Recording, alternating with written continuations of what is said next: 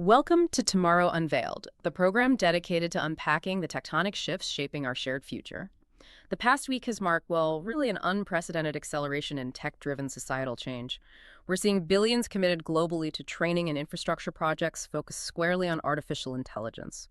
Our mission today on Tomorrow Unveiled is to analyze this dual reality, the massive transformative opportunity of AI, paired with profound and frankly undeniable systemic risks to society's fundamental structures. That duality is exactly right. It's the central theme emerging from the comprehensive analysis compiled by the research team that provided this information. We are seeing AI adoption accelerate globally at incredible speed. I mean, the usage growth is reported to be something like 23-fold between leading and lagging nations. 23-fold. Yeah. Wow. Yeah, it shows the pace of integration is uneven, sure, but it's aggressive pretty much everywhere. What's crucial for you, the listener, to understand is where the greatest structural transformations are occurring, specifically, in work, in education, and in governance. Yeah. And maybe more importantly, how we can ensure the benefits of this sudden technological abundance are distributed equitably. How do we stop them just concentrating among the already advantaged? Okay, yeah, let's unpack this because the most immediate headline, the one that causes the most anxiety, I think, is the labor market shift. When most people hear AI, they immediately think job elimination, right? Mass unemployment. But the data our research team has compiled shows a much more complex picture. It suggests a net positive outlook in terms of the number of jobs, but one absolutely defined by massive destabilizing turbulence for the individual worker. That turbulence is absolutely the key word. The consensus across multiple reports projects the creation of about 170 million new jobs globally by 2030, which sounds great, but it's set against the concurrent displacement of around 92 million existing roles. Okay, so statistically, a net increase, 78 million jobs. Exactly. Statistically, yes. But that single number obscures the real friction, the human cost of that transition. The critical and frankly, quite shocking detail is the sheer velocity of change impacting the worker who needs to adapt. Our team found estimates that between 39% and 44% of an individual worker's core skills, mind you, are expected to be disrupted or become outdated. 44%. Up to 44% Wow. within the next 5 years. 5 years. So if I break that down, that means for potentially almost half the professionals listening right now, nearly half your professional toolkit could be, well, irrelevant before the end of this decade. That's the projection, yes. Is there any historical parallel to that speed of change? I mean, that sounds immense. It really is an unprecedented rate of change, perhaps outside of, say, wartime mobilization. It's that significant. And this churn, this rapid change, creates what some analysts are calling the barbell economy. The barbell economy. Okay, explain that. So the mass displacement happens in the middle. Think routine, repetitive tasks. They get hollowed out by automation. Right. So we're talking about declining roles like clerical and secretarial workers, bank tellers, maybe cashiers, data entry clerks. Yeah. Those high-volume administrative roles. Exactly those. The ones automation can now handle with, superior efficiency and lower cost. Yeah. But the growth is polarizing into two distinct categories at the extremes, like the ends of a barbell. Okay. On one pole, you have high tech. These are roles like AI and machine learning specialists, fintech engineers, big data specialists, the people building and maintaining these new systems. Makes sense. But interestingly, the largest absolute growth, the biggest number of new jobs, is projected in the high-touch, human-centric sectors. The areas where machines just can't replicate empathy or complex judgment effectively. Precisely. We see huge demand forecasted in the care economy that includes nursing professionals, care aides also in education, and then in hands-on, high-agility roles. Think construction, specialized delivery services. Roles that are either, complexly empathetic, require high-level management, or demand non-routine physical skills in unpredictable settings. You've got it. Skills that are hard to codify and automate. What's sobering here, though, is that this displacement isn't just a forecast for 2030. It's already generating friction, right? Especially for people just trying to get started in their careers. Yes.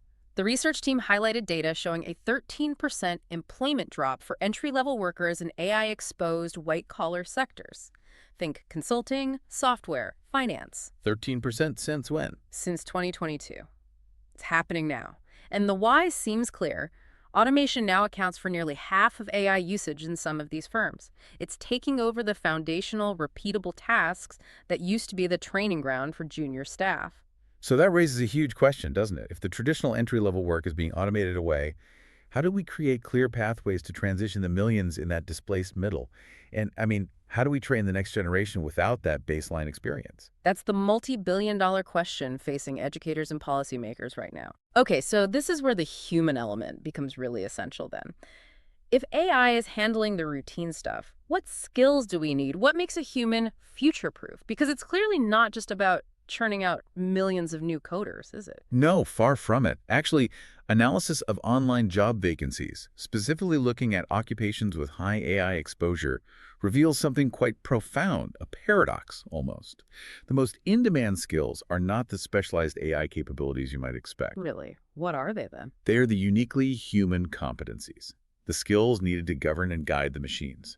Things like analytical thinking, creative thinking, resilience, flexibility, and perhaps crucially, management and social-emotional skills. So the more advanced the machine gets, the more valuable our fundamental humanity, our judgment, our ability to connect and manage, that becomes the premium. That's what the data suggests. On average, the research indicates 72% of vacancies in these high AI exposure roles required at least one management skill. 72%. Wow. This really underscores the emerging business consensus. The dominant strategy seems to be augmentation using AI to enhance human workers, not mass replacement.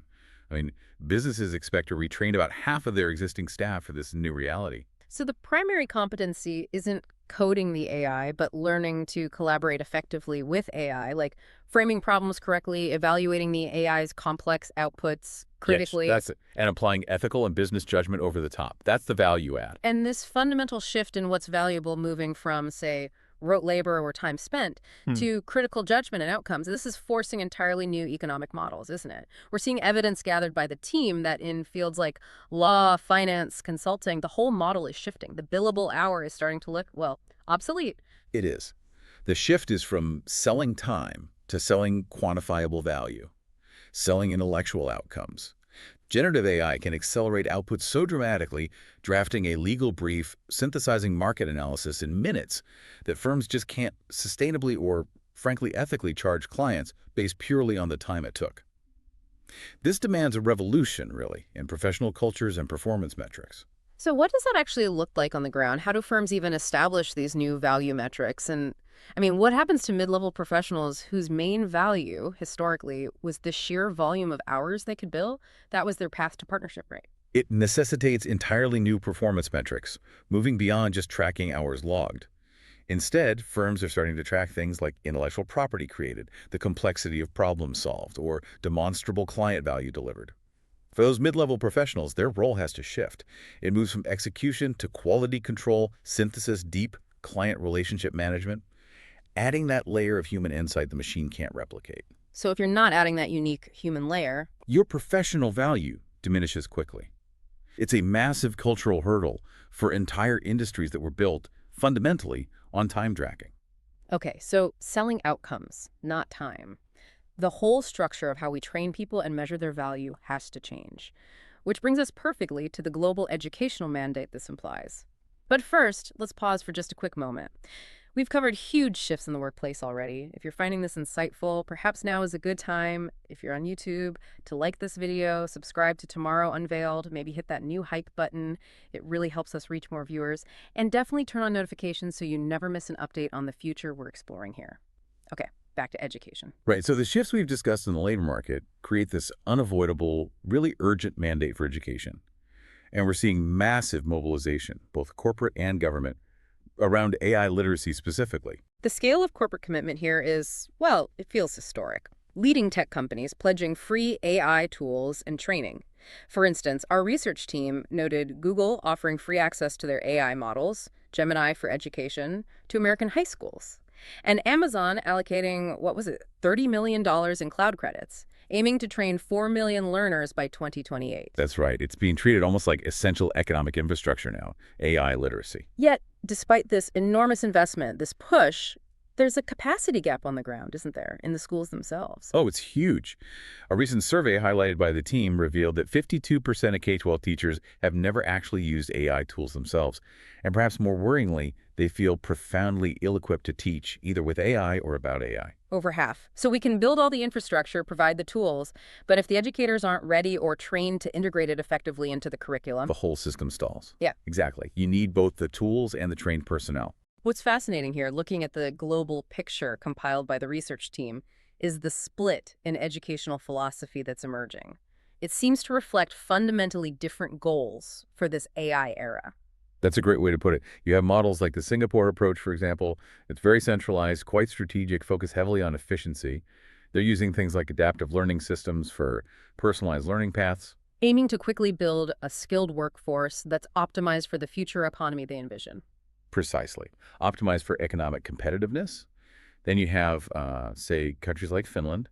They've adopted a highly equity-focused, citizen-centric model.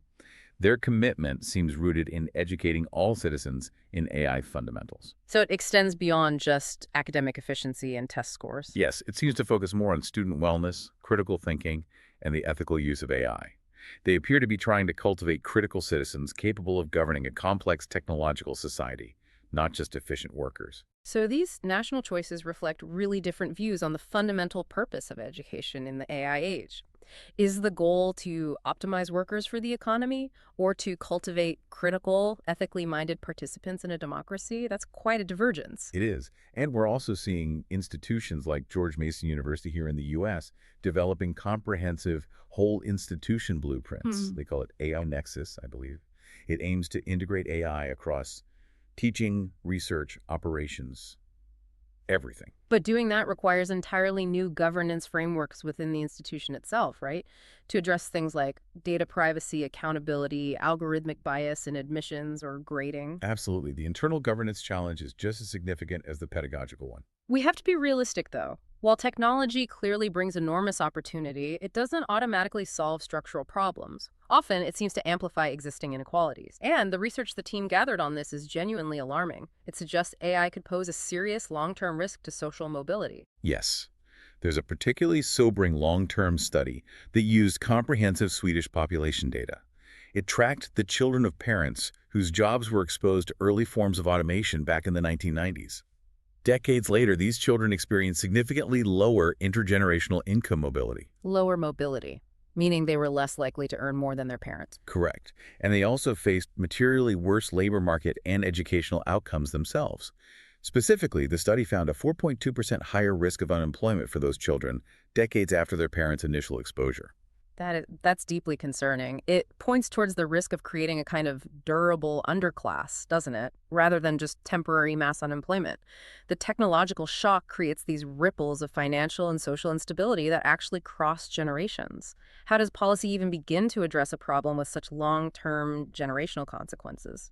Well, it certainly means the policy challenge shifts. Right? It's not just about offering a temporary safety net for displaced workers anymore. It's just we might need to fundamentally rethink and rebuild the entire ecosystem of social mobility for this new era.